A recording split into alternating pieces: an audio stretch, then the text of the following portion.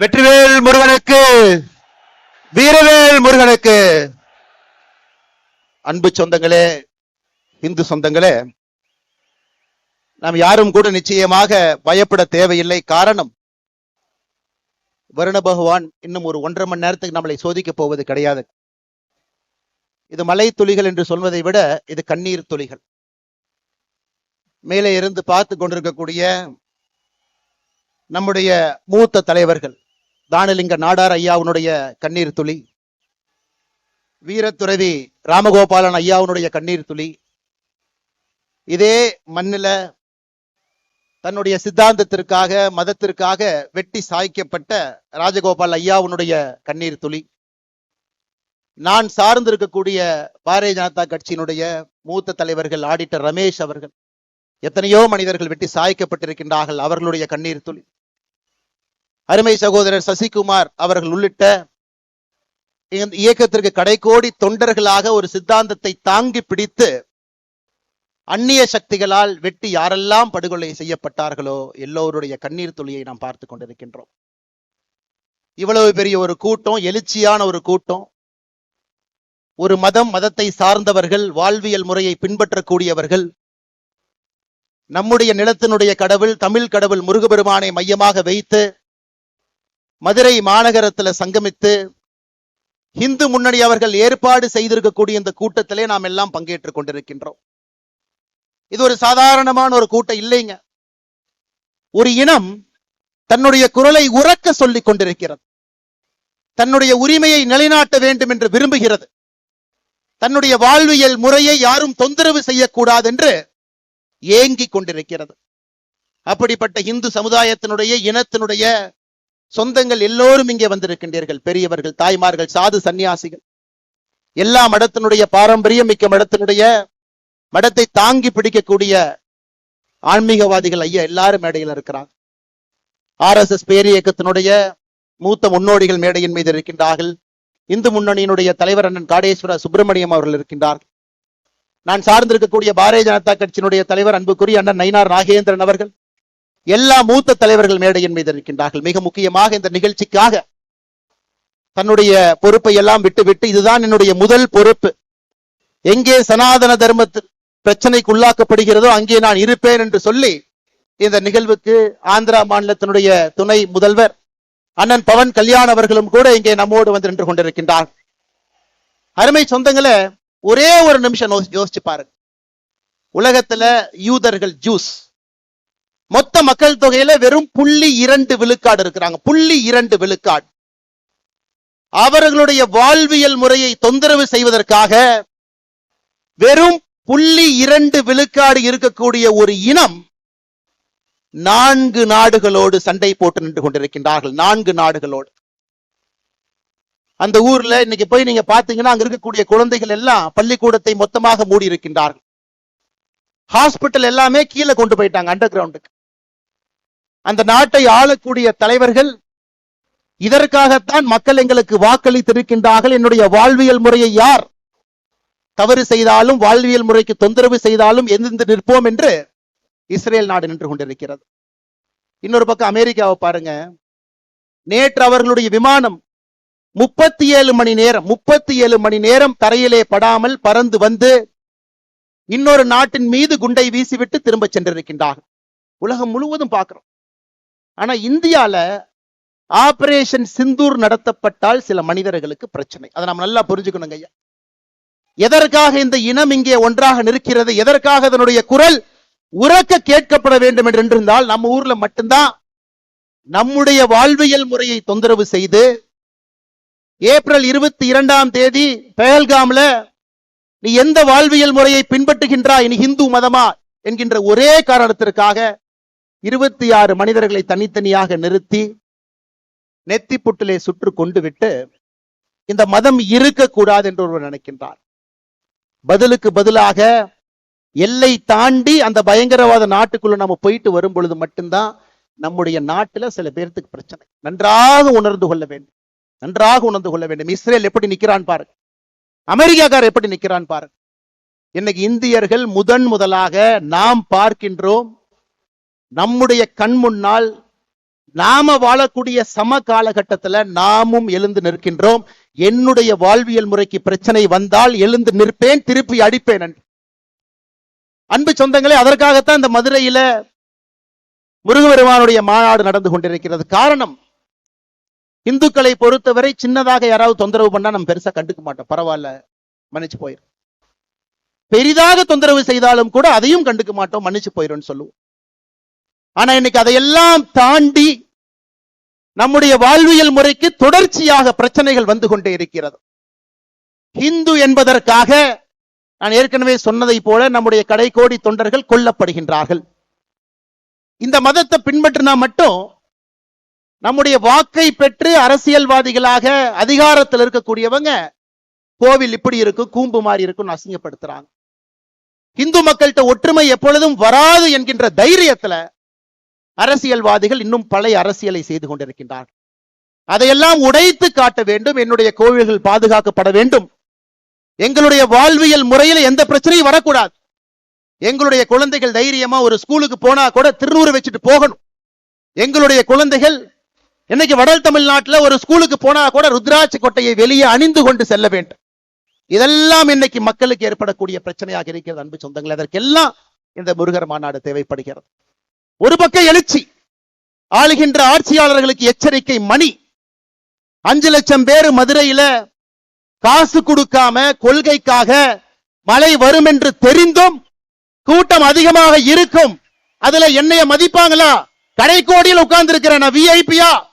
எனக்கு சேர் கொடுப்பாங்களா? எந்த கேள்வியும் இல்லாம இது என்னுடைய மாநாடு, என்னுடைய வாழ்வியல் முறையை காக்கக்கூடிய மாநாடு என்று வந்திருக்கின்றீர்கள். இதிலே எச்சரிக்கை மணி அங்க போகும். முருகபெருமான் நல்லா பாருங்க, 6 படை சாதாரணமான வீடுகள் இல்லைங்க. நல்லா பாருங்க, எல்லா வீடுகளுக்கும் ஒரு தன்மை, அறிவு, ஞானம். பழனி என்னுடைய தந்தைக்கே நான் ஒரு தாரக மந்திரத்தை சொல்லி கொடுக்கிறேன், அதற்கு ஒரு வீடு. திருமணம் செய்து கொண்டு இல்லற வாழ்க்கையிலே அமைதியாக இருப்பேன், அதற்கும் ஒரு வீடு. நல்லா யோசிச்சு பாரு. என தேவையில்லாம பிரச்சனை பண்ணினா சூரசம்ஹாரம் பண்ணிடுவேன், அதற்கும் ஒரு வீடு. சூரசம்ஹாரம் செய்துவிட்டு அமைதியாக திருத்தணியில போய் இருப்பேன், அதற்கும் ஒரு வீடு. ஆளுகின்ற ஆட்சியாளர்கள் முருக பக்தர்களை எந்த வீட்டிலே வைத்து பார்க்க வேண்டும் என்று இந்த மாநாடு மூலமாக அவர்களுக்கு தெரியும். முதல் வீடு திருப்பரங்குன்றத்துக்கே நீ பிரச்சனை ஏற்படுத்தினா ஒரு வீடாக சென்று சூரசம்ஹாரம் செய்துவிட்டு மறுபடியும் அமைதியாக திருத்தணிக்கு போயிரும். அப்படிங்கிற மாதிரி தாங்க ஐயா அந்த மாநாட்டில் ஒரு பெரிய செய்தியை நாம் சொல்லி இருக்கின்றோம். என்னுடைய வாழ்வியல் முறையில தலையிடாத, ஏன்னா நம்ம யாருக்குமே தொந்தரவு பண்ணல. இன்னைக்கு உலகத்தில் இருக்கக்கூடிய எல்லா மதத்தையும் பாருங்க ஐயா, எத்தனை கோடி மனிதர்கள் எந்த மதத்தை பின்பற்றாங்க பாருங்க. கிறிஸ்தவ மதம் 230 கோடி, கிறிஸ்தவ மதம் 200 கோடி, இந்து மதம் 120 கோடி. இதுல ஆச்சரியம் என்னன்னாங்க, 190 கோடி பேர் இந்த உலகத்துல எந்த மதத்தையும் பின்பற்றாம இருக்கிறாங்க, அன்அஃபிலியேட்டடுங்கிறாங்க. 230 கோடி கிறிஸ்தவர்கள் இருக்கிறாங்க, 200 கோடி இஸ்லாமியர்கள் இருக்கிறாங்க. 190 கோடி பேர் எந்த மதத்தையும் சாராதவர்கள், இந்து மதத்தை சார்ந்தவங்க 120 கோடி. எத்தனை நாட்டில் இருக்காங்கன்னு பாருங்க. இந்த மதத்தை பின்பற்றக்கூடியவங்க எத்தனை நாட்டில் இருக்காங்க? கிறிஸ்தவ மதத்தை பொறுத்தவரை 120 நாடுகள்ல அவங்க பெரும்பான்மை. இஸ்லாமிய மதத்தை பொறுத்தவரை 53 நாடுகள் அவர்கள் பெரும்பான்மை. அன்அஃபிலியேட்டட், எந்த மதத்தையும் சாராதவன் 10 நாடுகள்ல அவர்களும் பெரும்பான்மை. ஆனா நான் இந்து மதத்தை சார்ந்தவன் 2 நாடுகள்ல மட்டும்தான் நாம் பெரும்பான்மையாக இருக்கின்றோம். இரண்டாவது, இந்த மாநாட்டினுடைய முக்கியமான நோக்கம், ஒரு இந்துவுக்கும் இந்த எழுச்சி இருக்கணுங்க ஐயா, ஒருத்தருக்கு இருக்கணும். முன்னோர்கள் எப்படி இந்த வாழ்வியல் முறையை கட்டி காத்து பத்திரமாக நம்ம கிட்ட கொடுத்துட்டு போனாங்களோ அதே மாதிரி பத்திரமாக பாதுகாத்து நம்முடைய சந்ததியருக்கு நம்ம கொடுக்கிறோமா அப்படிங்கிற கேள்வியை எழுப்புவதற்கும் இங்கே முருகர் மாநாடு மதுரையில் நடந்து கொண்டிருக்கிறது. அன்பு சொந்தங்களே, யாருக்கோ பிரச்சனை, எனக்கு இல்ல, அந்த பிரச்சனை நமக்கு வரும். எங்கேயோ கோயில் அடிக்கிறாங்க, எனக்கு பிரச்சனை இல்லை, நமக்கு வரும். யாரோ திருச்செந்தூர்ல கியூல போய் நிக்கிறவங்க மயங்கி விழுந்து சாகுறாங்க, பிரச்சனை நமக்கு வரும். எங்கேயோ கட்டணம் வசூல் பண்றாங்க, நமக்கு அது வரும். 6 படை வீடுகள், 5 லட்சம் பேர் கடந்த 4-5 நாட்கள்ல. நேத்து மட்டுமே 1.25 லட்சம் பேருங்க. 6 படையில் இருக்கக்கூடிய முருகபெருமானையும் இங்க வந்து அமைதியாக இந்து முன்னணியினுடைய வாலண்டியர்ஸ் மட்டுமே நின்று, ஒரு காவல்துறை அதிகாரி இல்லைங்க, அமைதியாக தரிசிச்சுட்டு போறாங்க. ஆனா ஆறுபடையில் இருக்கக்கூடிய ஏதாவது ஒரு கோயிலுக்கு 50 ரூபாய் 100 ரூபாய் 500 ரூபாய் கொடுக்காம நீங்க சாமி இந்த மாதிரி பார்க்க முடியுமா? கேட்டு பாருங்க. இது நம்முடைய வாழ்வியல் முறையில் இருக்கக்கூடிய பிரச்சனையை நாம் தட்டி கேட்கின்றோம். எதற்கு தமிழகத்தில் 2 சட்டங்கள் இருக்கிறது. இந்துவுக்கு ஒரு சட்டம், இந்து மதத்தை சாராதவர்களுக்கு இன்னொரு சட்டம். எதற்கு என்பதை கேட்பதற்காக மதுரை மண்ணில் நின்று கொண்டிருக்கின்றோம். அன்பு சொந்தங்களே, ஏதோ இந்த மாநாடு எலெக்ஷனுக்காக. இந்து முன்னணியினுடைய பெரியவர்கள், அவர்களுக்கும் அரசியலுக்கும் சம்பந்தம் இல்லை. எனக்கு தெரியும் 2026 தேர்தலுக்கு இது சம்பந்தம் இல்லை என்றாலும் கூட மக்களுக்கு நிதி வேண்டாம், சாமி வேண்டும் என்பதை முடிவு செய்து விட்டார்கள். மக்கள் முடிவு பண்ணிட்டாங்க, யாரு சாமி யாரு நிதி நீங்க முடிவு பண்ணி.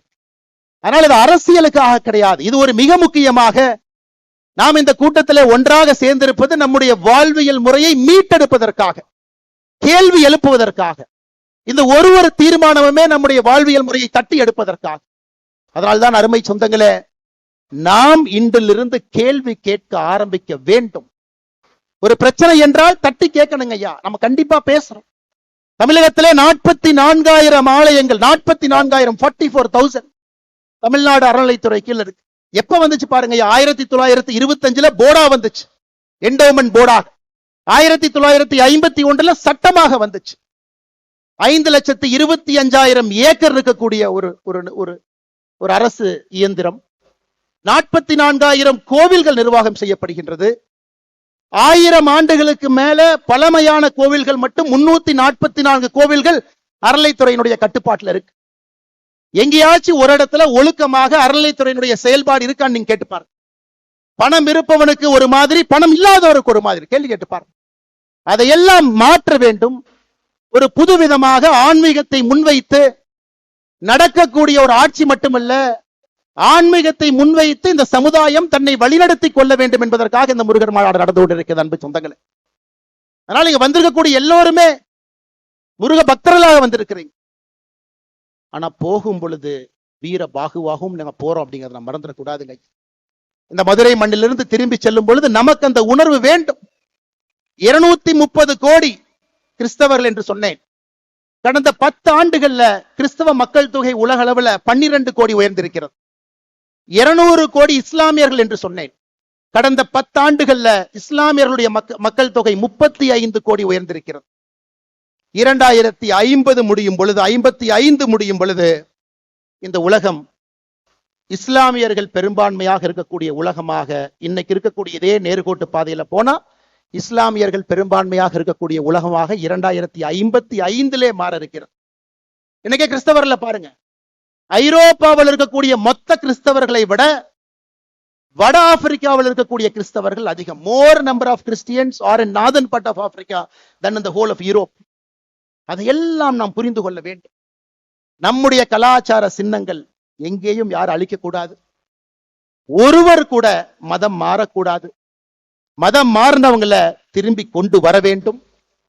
120 கோடி இருக்கக்கூடிய உலகத்துல இன்னைக்கு 4வது பெரும்பான்மை சமுதாயமாக இருக்கின்ற நம்முடைய சமுதாயம் தொடர்ந்து இதே போல இருக்கணும். காரணம், இன்னைக்கு தமிழகத்தினுடைய அரசியல் களத்துல பாத்தீங்கன்னா தமிழ் வேறு, ஆன்மீகம் வேறு, இலக்கியங்கள் வேறு என்று பிரித்திருக்கின்றார்கள். ஆனா நம்ம ஊர்ல அப்படி பிரிக்க முடியாது.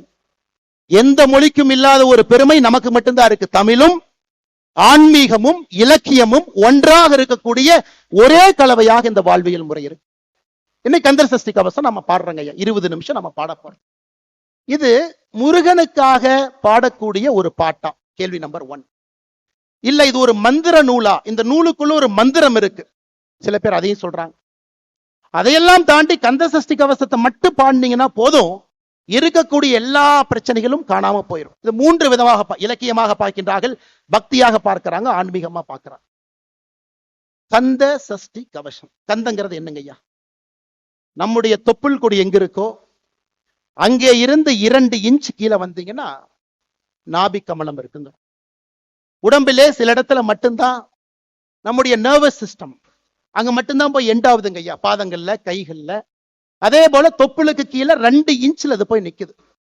அதை பழைய தமிழ்ல 18ஆம் நூற்றாண்டுல சென்னி மலையில இந்த நூலை முதலாக சுப்பிரமணிய சாமிக்கு முன்னாடி ஏற்றிய பொழுது தேவராய சுவாமிகள் அவர்கள் கந்த என்று குறிப்பிட்டது நம்முடைய தொப்புள் கொடிக்கு கீழே இருக்கக்கூடிய 2 இன்ச் பகுதியில் இருக்கக்கூடிய பகுதி. சஷ்டி. இன்னைக்கு சஷ்டி ஒரு நாளாக கொண்டாடுகின்றோம். ஆனா பழைய தமிழ்ல சஷ்டி என்றால் அது சட்டி.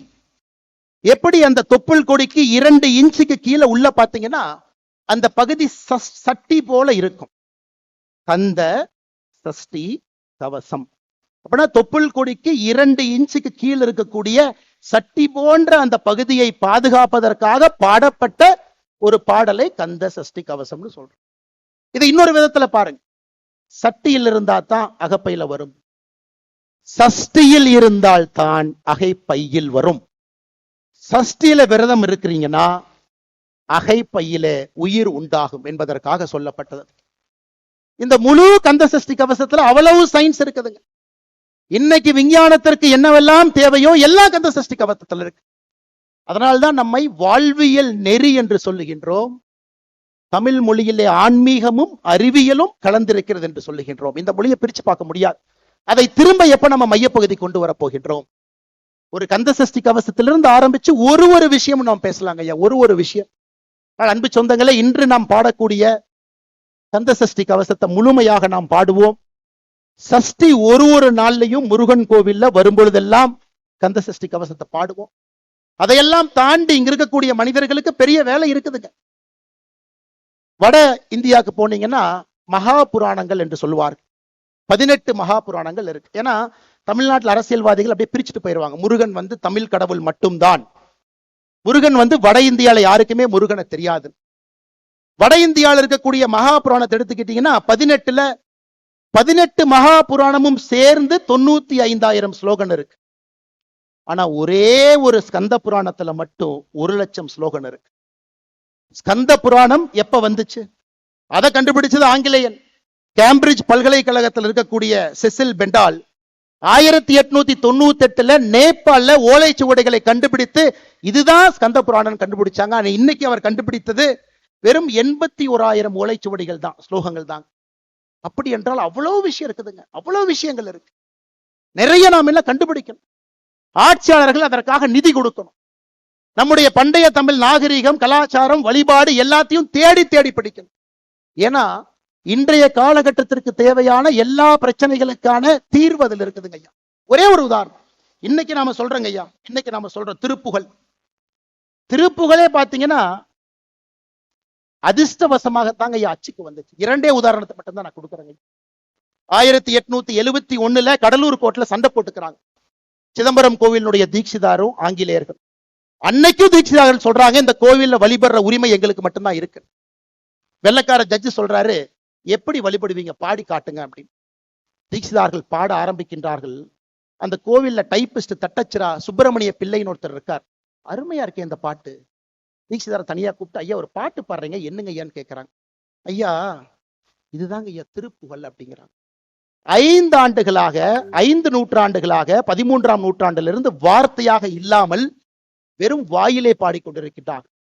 அதை கேள்விப்பட்டோடனே சுப்பிரமணிய பிள்ளை அங்கேயே தன்னுடைய வேலையை விட்டுவிட்டு அவர் உட்கார்ந்து திருப்புகளை அச்சில ஏத்துறாங்க. இந்த மாதிரி பல விஷயங்கள் இதெல்லாம் ஒளிஞ்சு கிடக்குதுங்க ஐயா, அவ்வளவு இடத்துல இருக்கு. 5400 ஆண்டுகள் பழமையான தமிழினம் என்று சொல்லுகின்றோம். ஆனால் 5400 ஆண்டுகளாக எப்படி வாழ்ந்தார்களோ அதுபோல் வாழ்வதற்கு அரசியல்வாதிகள் நம்மை விடுவார்களா என்கின்ற கேள்வியும் நாம கேட்கும். அதுதான் அருமை சொந்தங்களே, இது போன்ற மாநாடுகள் இன்னும் நடந்து கொண்டே இருக்கும். ஒரு பிரச்சனை வரும் பொழுதெல்லாம் நாம் ஒன்று சேருவோம். அதைவிட முக்கியம் எதற்காக ஒன்று சேருகின்றோம் என்பது முக்கியம். நம்முடைய இனத்தினுடைய அடையாளத்தை தைரியமாக தீர்க்கமாக வெட்ட வெளியில அதை நாம் வெளிப்படுத்த வேண்டிய கட்டாயம் இருக்கு. யாருக்கும் நாம் எதிரி கிடையாது. 2 நாடுகள்ல மட்டும் பெரும்பான்மையாக இருந்தாலும் கூட நம்ம யாருக்கும் எதிரி இல்லைங்க. அதை தைரியமா நீங்க காட்டுங்க. நேத்து திருப்பரங்குன்றத்தில் அரசியல்வாதி ஒருத்தர் வர்றார், இன்னைக்கு எம்பியா இருக்கார், ஒரு முக்கிய கட்சியினுடைய தலைவர். கோவில்ல சாமி கும்பிட்டு வர்றார் 4 நாட்களுக்கு முன்பு. ஒரு அம்மா செல்ஃபி கேட்கிறாங்க. நெத்தியில் இருக்கக்கூடிய திருநூரை அழித்து விட்டு புகைப்படம் எடுத்து அந்த அம்மாவை அனுப்பி வைக்கிறாங்க. இவர்கள் ஓட்டு பிச்சை எடுக்க நம்மிடம் 2026 தேர்தலில் வருவாங்க. அன்னைக்கு கோயிலுக்கு போவாங்க, அன்னைக்கு நம்மை பற்றி நன்றாக சொல்லுவாங்க. அதை எல்லாம் நம்ம உணர்ந்துக்கணும். இந்துக்கள் நன்றாக உணர்ந்து கொள்ள வேண்டும், நாம் யாருக்கும் எதிரி இல்லை. நம்மை எதிரியாக நினைப்பவர்களுக்கு நாம் எதிரி என்பதிலே மிக மிக மிக தெளிவாக இருக்க வேண்டும் அன்பு சொந்தங்கள். அது மட்டும் இல்லாம இன்னைக்கு பாருங்க, உலகத்தில் இருக்கக்கூடிய எத்தனையோ நகரங்கள் அழிந்து கொண்டிருக்கிறது. டெட்ராய்ட் ஒரு காலத்துல உலகத்தில் இருக்கக்கூடிய ஆட்டோமொபைல் அங்க இருந்தாங்க வந்துச்சு. 10 ஆண்டுகள் அமெரிக்காவில் டெட்ராய்டினுடைய மக்கள் தொகை மட்டுமே 25 விழுக்காடு குறைஞ்சிருக்கு. அப்ப எந்த நகரங்கள் செழிப்பா இருக்குன்னு பாத்தீங்கன்னா கோவிலை சார்ந்த நகரங்கள் மட்டும்தான் செழிப்பா இருக்கு. யுஎஸ்ல அட்லாண்டிக் சிட்டி கேம்பிளிங்காக ஆரம்பிச்சாங்க, காணாம போயிருச்சு. டெட்ராய்ட் மேனுஃபேக்சரிங்காக ஆரம்பிச்சாங்க, காணாம போயிருச்சு. ஆனா கோவில்களை சார்ந்து இருக்கக்கூடிய நகரத்தை பாருங்க, மதுரை முதல் சங்கம், இடைச்சங்கம், கடை சங்கம், 4வது சங்கத்தை தாண்டி நின்று கொண்டிருக்கிறது. பாருங்க, கோவில்கள் எங்கே எல்லாம் இருக்கின்றதோ அந்த நகரத்தை ஒரே நிமிஷம் கூர்மையா பாருங்க. காசியை பாருங்க, உஜ்ஜயினை பாருங்க. தமிழகத்துல கோவிலுக்காங்க பஞ்சம். 44,000 கோவில்கள் என்று சொல்லுகின்றோம். அதையெல்லாம் தாண்டி எத்தனை இலக்கியங்கள், எத்தனை கோவில்கள் இயற்றப்பட்டிருக்குன்னு மட்டும் ஒரு நிமிஷம் யோசிச்சு பாருங்க ஐயா. ஒரே நிமிஷம் யோசிச்சு பாருங்க. திருப்புகழ் பாடல் பெற்ற தலங்கள் 120 ஐயா. தேவார பாடல் பெற்ற ஸ்தலங்கள் 274 சிவாலயங்கள். மங்கள சாசனம் பெற்ற 108 திவ்ய தேசங்கள், 33 சக்தி பீடங்கள். எல்லா நகரமுமே ஒரு கோவிலை சார்ந்திருக்கின்ற காரணத்தினால் அந்த நகரத்துக்கு அழிவு இல்லை, அந்த கலாச்சாரத்திற்கு அழிவு இல்லை, அந்த தமிழ் மக்களுக்கு அழிவு இல்லை. இன்னைக்கு இருக்கக்கூடிய திமுக கட்சி அரசியல் பேசக்கூடாது இருந்தும் ஒரு சின்ன விஷயத்தை அரசியலாக பேசவில்லை. 5400 ஆண்டுகள் சந்தோஷம். 5400 ஆண்டுகள். ஏன் 5400 ஆண்டுகள் என்றால் கோவில்களை சார்ந்து இந்த கலாச்சாரம் இருந்ததால் 5400 ஆண்டுகள். இதை நம்ம நல்லா புரிஞ்சுக்கணுங்க ஐயா. அதனால் நம்முடைய கடமை, இன்னைக்கு இந்தியால எத்தனையோ நகரங்கள், ஐயா பவன் கல்யாணம் அவங்க வந்திருக்கிறாங்க. சமீபத்துல திருப்பதி கோவிலினுடைய சொத்தை எஸ்டிமேட் பண்றாங்க. the total asset of Tirupati temple. Tirupati டெம்பிளை பொறுத்த வரைக்கும் இந்தியால 917 இடத்துல ப்ராப்பர்ட்டி வச்சிருக்காங்க, சென்னை உட்பட.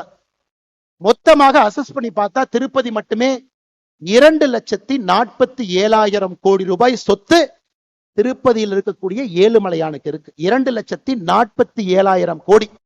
தமிழ்நாடு அரசனுடைய ஒரு பட்ஜெட்டுங்கிறது 3 லட்சம் கோடிங்க ஐயா. அதனால் ஆன்மீகம் சார்ந்த அரசியல், ஆன்மீகம் சார்ந்த வாழ்வியல் நெறி, ஆன்மீகம் சார்ந்த பொருளாதாரம் வரும் பொழுது மட்டும்தான் முருகன் நிம்மதியாக இருப்பார். முருகன் நிம்மதியாக இருக்கும் பொழுது நாம் நிம்மதியாக இருப்போம். நாம் நிம்மதியாக இருக்கும் பொழுது நம்முடைய கலாச்சாரம் நிம்மதியாக இருக்கும். அன்பு சொந்தங்களே, இதையெல்லாம் நீங்க கொஞ்சம் கவனத்தில் எடுத்துக்கங்க. இவ்வளவு தூரம் வந்திருக்கிறீங்க. போகும் பொழுது வரும் பொழுது எதுவும் நமக்கு நடக்காது. காரணம், எப்பொழுதும் முருகபெருமான் நம்ம கிட்ட இருந்து பார்த்துக்கிட்டே இருக்கிறான். எனக்கு முன்பு சிரவை ஆதீனம் சாமி பேசும் பொழுது ஒரு அற்புதமான கந்தர் அலங்காரத்தை சொல்லிட்டு இதை மட்டும் சொல்லுங்க போதும் என்றார். ஐயாவுடைய அனுமதியோடு மறுபடியும் உங்கள் முன்னாடி நான் சொல்றேன். நாள் என் செய்யும். இன்னைக்கு நாள் சரியில்லை, செவ்வாய்க்கிழமை பண்ணாதீங்க, புதன்கிழமை பண்ணாதீங்க. நாள் என் செய்யும், வினைதான் என் செய்யும். ஒரு வினை என்னதான் பண்ணிரும். என்னை நாடி வந்த கோள் என் செய்யும். சனி பகவான் வந்துட்டாரு, சுக்கர பகவான் வந்துட்டாரு, சூரிய பகவான் வந்துட்டார். கொடும் கூற்று என் செய்யும். நாள் என் செய்யும், வினைதான் என் செய்யும், என்னை நாடி வந்த கோள் என் செய்யும், கொடும் கூற்று என் செய்யும். குமரேசர் இரு தாளும் சிலம்பும் சதங்கையும் தண்டையும் சண்முகமும் தோளும் கடம்பும் எனக்கு முன்பே வந்து தோன்றின. இது நம்முடைய கந்தர் அலங்காரத்துக்கு அருணகிரிநாதர் சுவாமிகள் சொன்னது. எப்பொழுதுமே ஆண்டவன் நம்மோடு இருக்கின்றான், நம்மை பாதுகாத்துக் கொண்டிருக்கின்றார். எப்பொழுதும் நம்முடைய வாழ்வு சிறப்பாக இருக்கும். அதனாலதான் பாருங்க, மழை வந்த மழை கூட நின்று இருக்கிறது. ஏன்னா பவன் கல்யாணம் அவங்க பேசி கந்தர் சஷ்டி கவசம் முழுவதுமாக முடிந்து அதன் பிறகு தீபாராத்தனை சாமிக்கு காட்டி நமக்கு காட்டும் வரை மழை வரப்போவது கிடையாது. கண்ணீர் துளிகள் மட்டும் வந்து கொண்டிருக்கும். இப்படிப்பட்ட சிறப்பாய்ந்த ஒரு மாநாடு நடத்தியதற்கு, இந்துக்களை எல்லாம் ஒருங்கிணைத்து காட்டியதற்கு, எத்தனையோ மனிதர்கள் பெயர் தெரியாம இந்த இயக்கத்துல டிராபிக்கை ரெகுலேட் பண்ணிட்டு இருக்கிறாங்க. முன்னாடி இல்லாம ரோட்ல அவ்வளவு பேர் நிற்கிறாங்க. அத்தனை இந்த பேர் இயக்கத்தினுடைய தொண்டர்கள் நின்று கொண்டிருக்கின்றார்கள். பாரதிய ஜனதா கட்சியினுடைய தொண்டர்கள் வந்திருக்கின்றீர்கள். அனைத்து இந்திய அண்ணா திராவிட முன்னேற்ற கழகம் சார்பாக 4 முன்னாள் அமைச்சர்கள் தொண்டர்கள் வந்திருக்கின்றார்கள். சாதாரண பொதுமக்கள் வந்திருக்கின்றார்கள். முருக பக்தர்கள் வந்திருக்கின்றார்கள். அழைப்புதல் வாங்கிய கட்சி தலைவர்கள் எல்லோரும் தங்களுடைய தொண்டர்களை, தலைவர்களை அனுப்பியிருக்கின்றார்கள். அப்படிப்பட்ட சிறப்பு வாய்ந்த மாநாடாக நம்முடைய அக்கா கனிமொழி அவர்கள் சொன்னது போல இன்னி தமிழ்நாட்டுல மதுரை முருகர் மாநாட்டுக்கு முன்பு, மதுரை முருகர் மாநாட்டுக்கு பின்பு என்றுதான் அரசியல் சரித்திரம் இருக்கும். அதை நடத்தி காட்டியதற்காக என்னுடைய மனமார்ந்த வாழ்த்துக்களையும் நன்றிகளையும் தெரிவித்துக் கொள்கின்றேன். நன்றி, வணக்கம். பாரத் மாதா கி ஜெய்.